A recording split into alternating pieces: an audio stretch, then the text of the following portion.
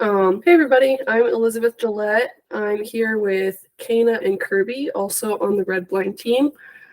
We're stoked to have you here. This is the first webinar in a series of 4. So this one is more of a general overview of digital marketing and the different channels that we found work well with the clients that we work with. Our later webinars are going to get a little bit more detailed into tracking, implementation, and strategy, into creative, and then also landing pages on your websites. But this first one is just going to try and help give you some context on digital marketing. So here's an overview of what we'll be covering today. We'll start off with the marketing funnel, which just gives us context on essentially what we're trying to do with marketing for music schools. A comparison of different marketing channels that you guys have the options to use. Then we'll dive into the campaign structure that we have found works well for our clients in the music school industry. And we'll wrap up with some results from those campaigns and then have time for questions and answers. So if you have questions throughout the presentation, you're welcome to just jump in on your mic. If you think it'd be helpful to answer it right then, but if not, we do have time set aside at the end. You're welcome to just throw them in the chat, and we'll come back to them at the end. Or if it's easier to not write them out, you're welcome to just save them, and we'll come back to that. So to start off with, this is the marketing funnel, and it's essentially just a map of a person's journey from just being somebody out there to being someone who is one of your clients. So at the top of the funnel, it's the broadest because there's the most people in that area, and that's the awareness phase of the funnel. So that's anybody out there who doesn't even know that your music school exists. So everybody is going to start out there at some point. The goal of any marketing strategy is to move people through that funnel all the way from the top where they don't know that your music school exists through to the bottom where they're seriously considering signing up for lessons at your school, and then get them to actually sign up for lessons. So that's the process that anyone takes. They start with awareness. They don't know that your music school exists. Then they can transition to the consideration phase of the funnel where they might be interested in your school. They're kind of thinking about it. Then finally to the action phase of the funnel where they're seriously considering signing up for music lessons at your particular school.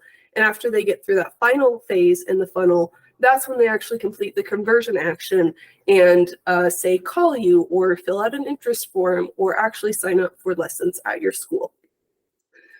So we'll come back to this throughout because all different campaigns should be targeted at different phases of this funnel, because the type of ad that you want to show to somebody who doesn't even know that your music school exists is probably, or it should be, very different from somebody who's seriously considering signing up for your school already, and they just need one last little push to complete that action.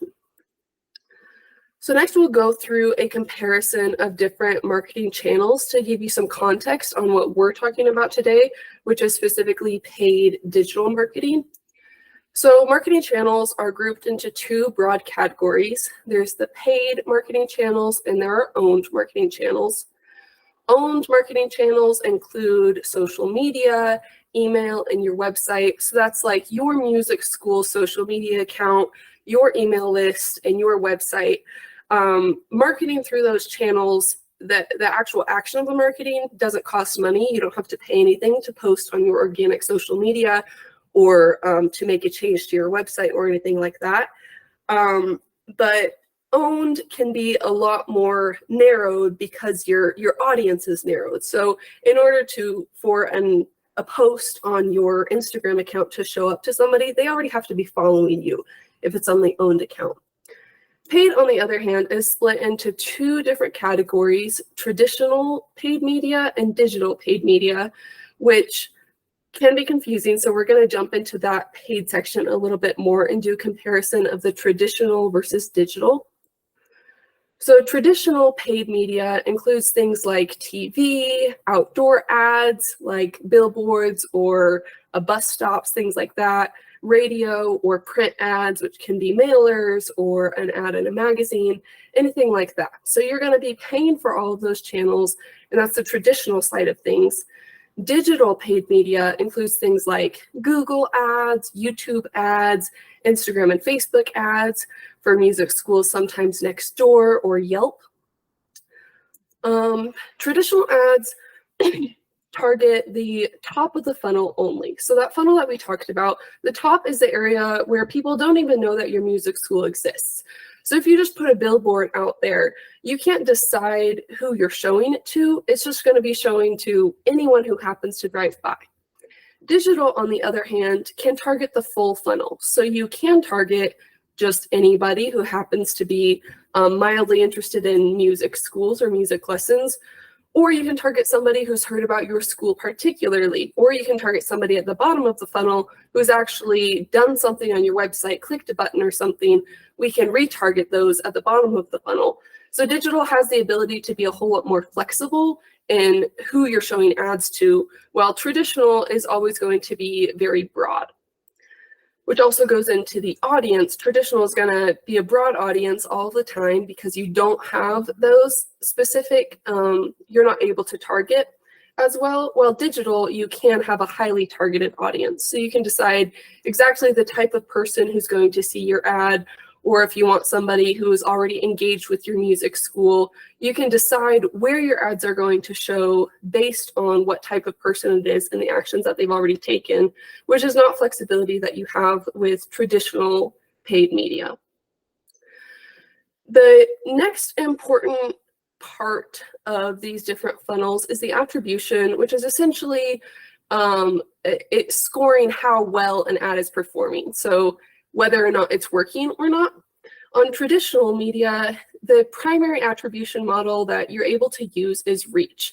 So for example, in a print ad, if you're paying a magazine to show an ad for your music school, the magazine can tell you how many people they sent out that magazine to. And that's just the reach of that ad. In digital, you're actually able to be highly specified in the attribution models that you use.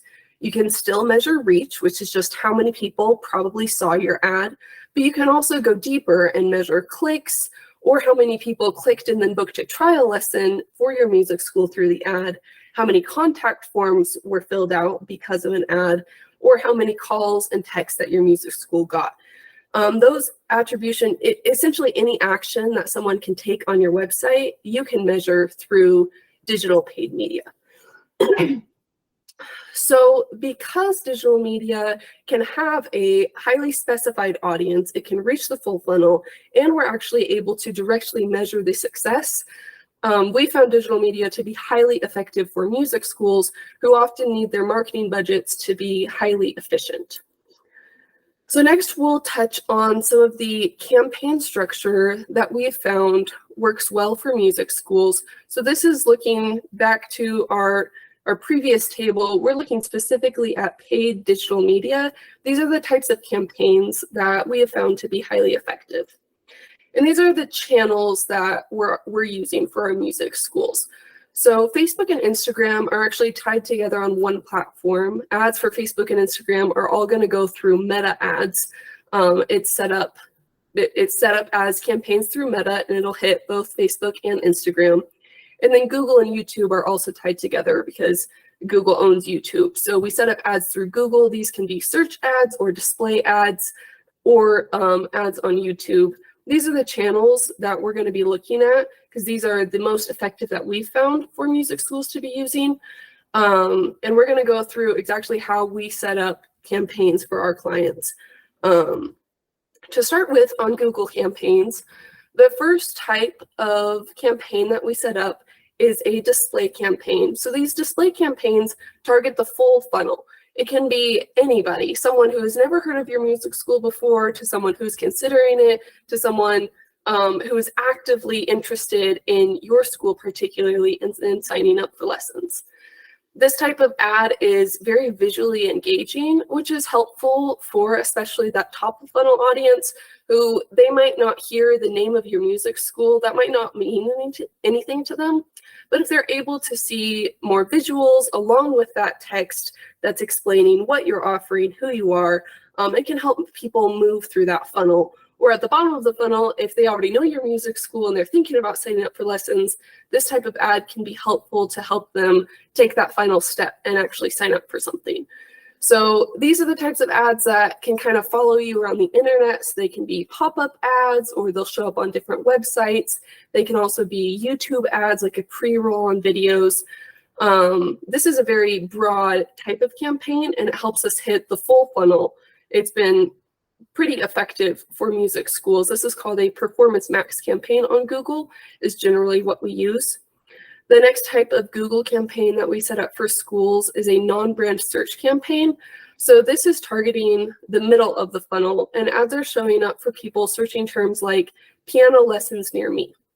So generally what we do is for a music school, say if they offer piano, violin, and guitar lessons, we're going to set up ad groups for each of those different instruments. So if someone searches for piano lessons, then they're going to get an ad that says piano lessons near you. Here are the piano lessons that we offer. We have expert piano teachers. We're able to tie all of that language in directly to the search terms that they're searching. Same with if they search for guitar lessons near me, a guitar ad would pop up. And this can target a broad range of keywords if they're looking for a piano teacher, or beginner piano lessons, or piano lessons near me, as it says. We can target all of those keywords with specific ads that directly match what that person is looking for. And again, this is in the middle of the funnel, so they're probably interested in piano lessons, but they might not necessarily know about your school particularly. So since your ad is showing up at the top of the search result, it can help put your music school in their mind as they're considering signing up for lessons. The final type of campaign that we set up, yes, Kana, go ahead. I just didn't want to interrupt you. One thing I'll just add with Google campaigns too is a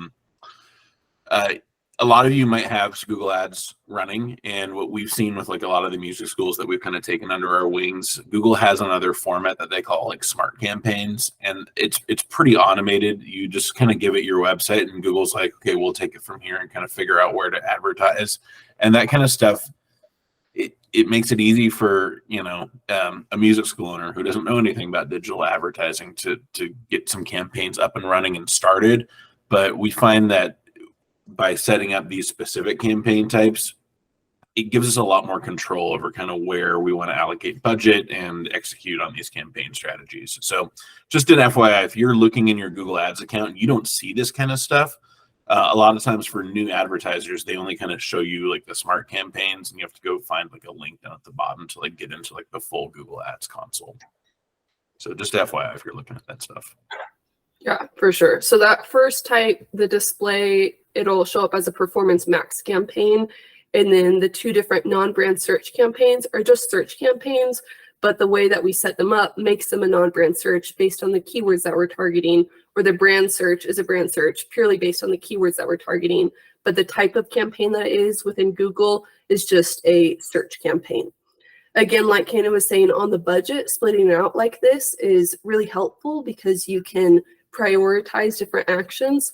So this last type of campaign, the brand search, is the bottom of the funnel. And so that's showing up for people who are searching for the name of your school. So one of our clients, Opus One, if you're Googling Opus One Music Studio, there's a great chance that you're going to get this ad to be the first search result. And the reason that we put these up is because if somebody is actively trying to sign up for lessons at your school, the last thing that we would want to happen is they search for the name of your school, then someone else's ad pops up, and another school ends up getting that client who was really looking for you. So this brand search, we generally have a fairly low budget on it because it just doesn't require that much in order to be showing up. But it's really important that we are showing up for those keywords just to make sure that you really are getting those people who are actively looking for you at the bottom of the funnel, who are trying to sign up for lessons at your school, or who are really looking into your school particularly. So those are the Google campaigns. Next, we have the Meta campaigns, which are include both Facebook and Instagram. And Meta is really good at targeting both the top of the funnel and the bottom of the funnel. But we do most of our middle funnel through Google.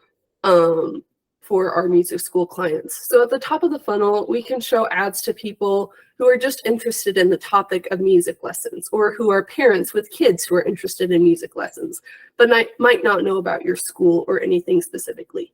We can also target the bottom of the funnel, which are to people who have demonstrated interest in your school. So these are like retargeting ads. If they've been on your website, they've clicked around, we can retarget those audiences and show them ads.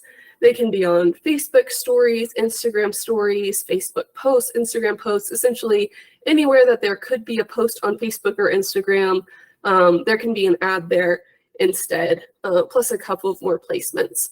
So we'll set up one campaign that'll target both Facebook and Instagram, and then prioritize either Facebook or Instagram based on the performance. We're hitting both the top of the funnel and the bottom of the funnel through Meta. So, yeah, Kirby, go ahead. Sorry, I just want to chime in one thing on here. We do have in the webinar series, we have a section on creative. Creative is a really big driver when it comes to Meta. So kind of how we have in there ads showing people who are interested in music lessons. A lot of that's done based on the creative more so than actually targeting people that are interested in or finding interest. We really kind of focus on targeting parents in your school's area, and then letting creative really drive that action and get in front of the correct audience. So stay tuned for that webinar coming up soon, focused on creative. Yeah, that's going to be April 27th, just about a month from now. It's on if you go back in some of the emails that you've gotten from us, the link is in there. We'll definitely send some more emails out with that link. So make sure you register for that. Yeah. So that leads us to the last point, which is looking at the actual results of all these campaigns, because it's pretty easy for the ad consoles to be telling you that things are performing well, or for things to either look successful or look not successful. And it's hard to actually know, which is why setting up tracking correctly is incredibly important, because it helps you actually be able to trust the data. But that can be complicated, which is why we also have a webinar on tracking. That's actually going to be our next one, is how to implement the tracking for these types of campaigns in order to actually see if your campaigns are performing or not. So here's one of our current clients looking at the last 30 days of their performance. So you can see on the top left, they spent about $2,500 over the last 30 days on ads, which resulted in 45 paid media conversion events. Those conversion events mean essentially that there were 45 either trial lessons, info forms, or calls that happened as a result of the ads. Those 45 conversion events resulted in almost $22,000 in paid media conversion value. Here's where we're getting kind of complicated, and I'm going to give you the overview. But again, this is something that is tied really directly to our tracking and implementation. So we'll do a deeper dive in the next webinar. But you can see on the bottom left corner with this client, we've calculated essentially how valuable each of these different conversions are, based on historically how much money this client is getting from each of these different conversion actions. So we found that a phone call is worth about $150, a form submit is worth about $600, and a trial lesson is very valuable because they very often turn into a long-term student for this client. And so that's worth $2,100 for the client. We then backtrack and we feed this information back into Google and Meta to tell Google and Meta to prioritize these actions differently, and essentially try really hard to get a trial lesson and don't try quite as hard to get a phone call, because we care more about trial lessons. And it's those conversion values plus the conversion events that go together to get us that $22,000 in conversion value.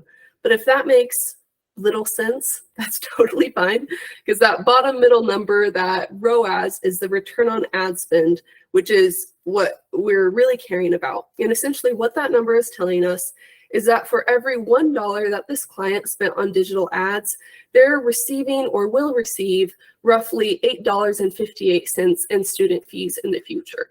So again, that's all calculated through the tracking and the implementation of that tracking. That's how we get to this number. But this is showing how it's highly effective for this client in particular to be spending money on digital ads. And their cost per conversion event which includes trial lessons, info forms, and calls, is about $56. So for this client, it's highly effective for them to be spending money on digital media because they're getting this very high rate of payoff, almost 10 times the money that they're putting in. A lot of times when we start to get this tracking in place and we start to see these ROAS numbers and these conversion events come through, this is really helpful in kind of dictating. A lot of clients ask us, how much should I be spending on my paid media? And by kind of working with them to sort of figure out these conversion values, and we'll touch on that in a little bit, we can kind of figure out this ROAS number, this return on ad spend. And so in this case, it's like an 8.5x for every dollar spent. You of course as a business owner have to factor in paying your staff and overhead and everything else, all your expense side. You should be able to kind of come up with a target ROAS to try and spend as much as you can up to a certain point to get more business. And so that's helpful when we're able to set this up and we get that target ROAS number from you. We can say, okay, we're getting an 8.5x now, we should definitely spend more. As you spend more to increase the volume of conversions you're bringing in, that efficiency number starts to go down. And at some point there's going to be kind of a sweet spot. And so it's kind of an ongoing process to sort of get the ads out there, get the results, performance back, and then kind of adjust and try and find kind of that ideal ad spend level. Yeah, for sure. Also on the conversion values, we do, if you're curious just what it is for your music school, we have a tool on our website that helps you calculate it and essentially see how valuable phone calls are to you, or form submits or trial lessons or any other conversion value. So we'll send out the link to that after this webinar if you're curious on your music school. Another thing on this client is that with that really high return on ad spend, we absolutely can scale that right now. We're still able to do that, but this is another thing where it's always working with the business and where you're at. They don't actually have room for more students right now, which is a great thing. But as they're hiring more teachers, we're going to be able to scale that even more. And we will see that ROAS number go down some, but at this point, it's still highly, highly profitable for this client to increase their ad spend because it really is driving valuable traffic to them. Yeah, and just touching again on those conversion values, Elizabeth referenced a calculator that we have on our website. Basically, where those numbers come from is you do an exercise to try and figure out like the lifetime value of an enrolled student. So, the average student sticks around for a year, and every month that they're with your school, they're spending X amount of dollars on lessons. You can kind of work that math backwards to figure out how much is a trial lesson worth in lifetime value in terms of like student fees. So that's kind of where those numbers come from. And that's going to be a little bit different for every school. Yeah, for sure. And it's when you're getting into those details that you're able to really hone in and improve the performance of your ads. If your music school is already working on Google or Meta, but these are our upcoming webinars where we're actually going to be diving into more detail onto how to get that level of performance, like that example client. So we just went over the general campaign structure, but we're going to be going into a lot more detail on full funnel conversion tracking is our next webinar. So that's essentially what's going to help you tell what is going on. And if you put out an ad, what is actually happening from the ad? Are people clicking it? What are they doing on their website? It's really important to have your tracking set up correctly so that you know if your money is being productive or not, so that you know which campaigns are working or not. Tracking is really crucial if you're going to spend any money on digital ads.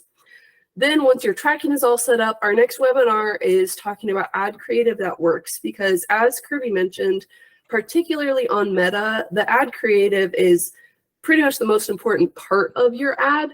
And with us being able to work with multiple music schools, we've found certain types of creative that work really well.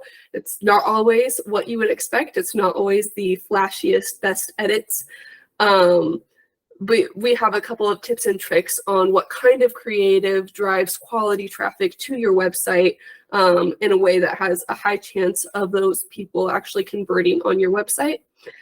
Which leads us to our final webinar, which is landing page best practices.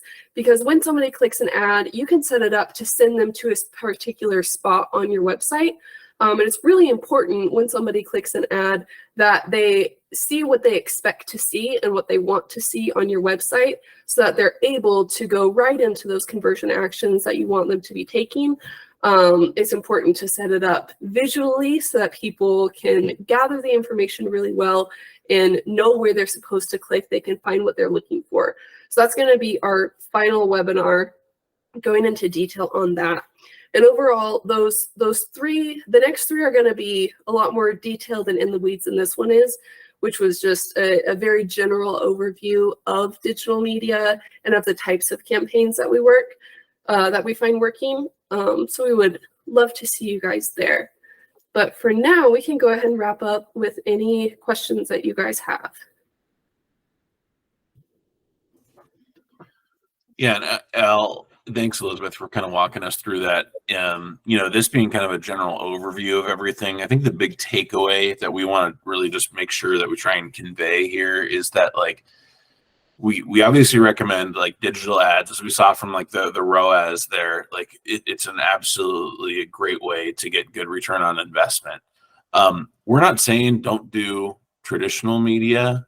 There's definitely a time and a place for that, and there's even some technologies now with like programmatic TV and like direct mail does have a little bit better attribution and tracking capabilities.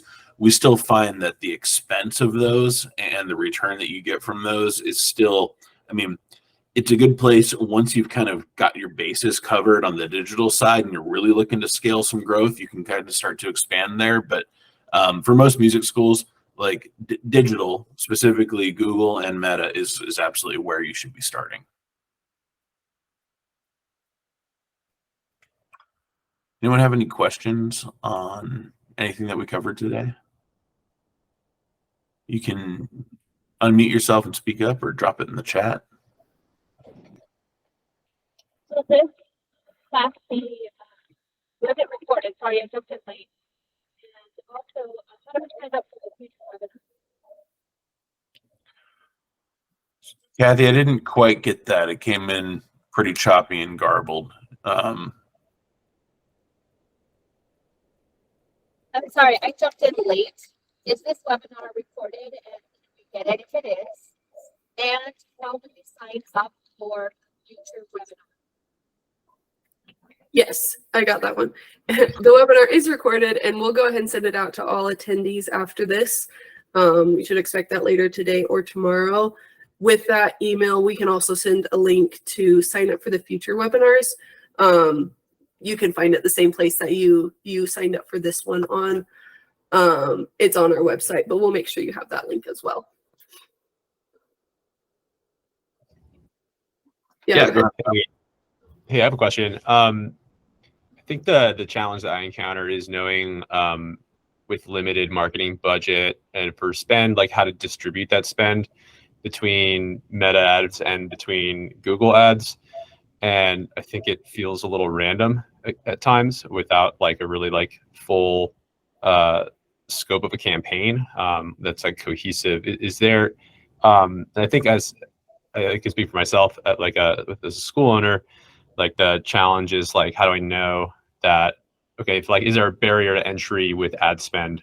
And then how can you work like systematically with limited spend to prove like return and then sort of systematically start increasing, but just questioning sort of like what that floor looks like and then what the initial distribution can look like.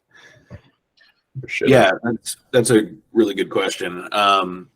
It kind of gets into two things. One is just ensuring that you've got the proper tracking set up, and like we kind of showed, like we showed kind of at the account level, kind of what that ROAS was with all those conversion values and all the tracking in place.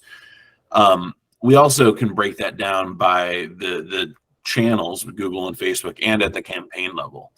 And typically what we see is like, you know, your question of, what's the right mix of Google to Facebook in terms of ad spend, not considering brand search because that performs so differently, but looking at like non-brand search versus like display ads on Facebook, non-brand search generally performs a little bit better. And so for most of our music school clients, we run about either like a 70-30 or a 64-40 mix between like Google and Facebook. And then that gets into like, we do Google display as well, Performance Max campaigns. But I'd say at the very least, non-brand search is generally going to provide the best return on investment. And once you kind of maximize that, that's when you start to get into display and a little bit more of the top of funnel awareness driven tactics. But you can answer that question for yourself if you have good conversion tracking set up, and you can start quantifying the return on all of these different campaigns. Okay, cool. Thank you. It's really helpful. Yeah, the next webinar that we're doing in 2 weeks, we're going to go through how to set up all that conversion tracking, and implement like conversion value tracking like we just showed here. So we'll get into like the technical nitty gritty on the next one. Cool. Thanks.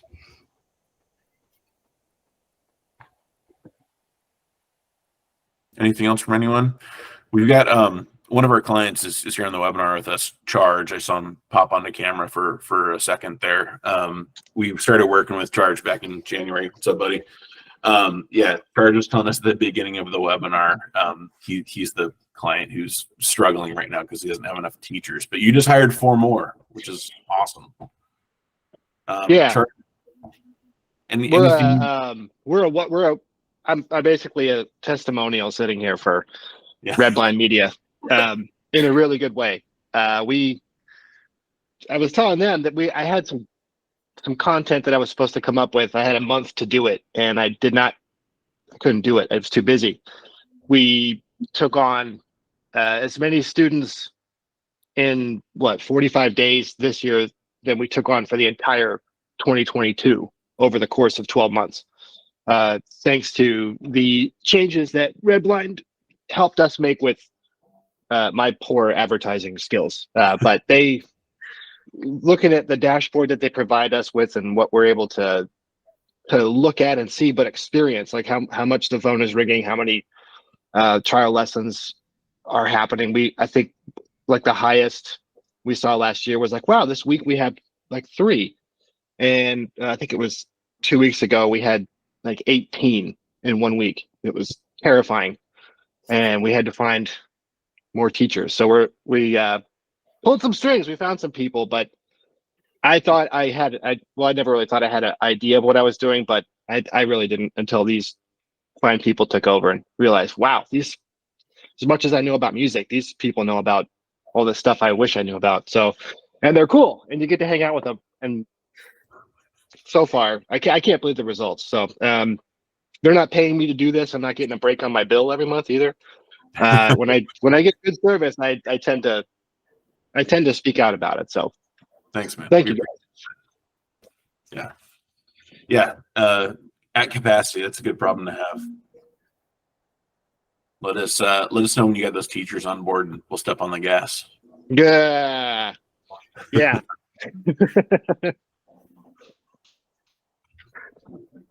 if you're so anyways, I still have my mic is still live. If you don't know about Redblind yet, I just asked Kana if I could talk for a little bit about him teaching me how to do this stuff. But then he went down a rabbit hole I didn't understand, and it made me go, okay, that's it. I'm not gonna try to pretend like I'm gonna learn how to do this year. I think I'd rather hire professionals. So he sat down and explained everything like personally to me as well, and made me feel like I wasn't just there's a personal level of service that these people provide that if you haven't heard of them or you just got them through Opus, or Sam and what a kind of genius dude that guy is, that schedule some time, listen to what they have to say beyond the webinar. It's definitely worth it. All right, I'll shut up now. Thanks, Charge. Maybe we should pay you, Charge. Yeah, call me later. Yeah, and I'd say in terms of us operating as an agency and servicing our music school clients, like I think we've got the blueprint figured out for what typically works for music school. And Kyle, you were kind of asking us about what the right mix is. It is different for every client, and we don't know that until we get the conversion tracking set up and we start to get the data coming in. And even though the basics are the same between every client's got unique problems that they come to us with. Like we've got one client that, in addition to the music lessons, they operate a musical theater program, and so we've got campaigns running for that's launching in this summer. We've got another client that's music lessons and a gear shop, and so we're helping them with the lesson side, but then also the e-commerce side. So it's unique challenges for each client. We kind of pride ourselves on kind of offering individualized service and not just kind of cookie cutter stuff. Yeah, Kyle. Hey guys, thanks for sharing. This is all rad, by the way. A two-part question, I guess. One, do you work with any clients that are distributing like spend between like something like private lessons versus like group classes, and then have sort of like different structures in place for that? And then also, are you guys like full service? Do you do SEO and organic work too? Yeah, so we do have a couple of clients that do private lessons and group classes. And what we typically find is like at the ad level, you don't have to really specify as much like private lessons or group classes. Like for non-brand search, we'll do some keyword targeting for both of those if you offer that. It gets more into like the landing page experience. Once people come to your site, then they can kind of see, we offer both private lessons and group classes. So we don't have those campaigns split out from like a budgeting standpoint necessarily. But that's something where, if you feel like, hey, we really want to support group classes, we can get campaigns set up where we're really pushing group classes in addition to private lessons. And then your second question, yeah, absolutely. We work with a pretty wide variety of clients, not just in the music school space. We've got some like D2C e-com clients, we've got B2B lead gen clients, and I'd say about 60 to 70% of our work is focused on paid media, but then we also do web design and development. We do SEO. We do a little bit of owned media, email strategy. So we position ourselves. I don't like to say full service agency because there's a lot of agencies out there that are really good on creative, and that's not us. We know what kind of creative works, and we can kind of help get there. But we're much more of a performance marketing agency. We focus more on kind of the result aspect of that. So not necessarily a full service agency, but absolutely anything that kind of really touches that digital funnel. So yeah, SEO, web design development, landing page experience. Yeah, 100%. Awesome. Thank you. Thank you guys. Appreciate it. Yeah. Thanks, Kyle. And thanks to everyone else for jumping on. We'll send the webinar out after this, so you'll have the recording. And then, like Elizabeth said, we've got another one coming up in 2 weeks. We're going to deep dive into conversion tracking and show you guys how to set all of that stuff up. So hope you all can make that one. Kirby, Elizabeth, anything else? Thanks, Megan. Thanks, guys. All right. Thanks, everyone. Hope to see you on the next one. Thank you.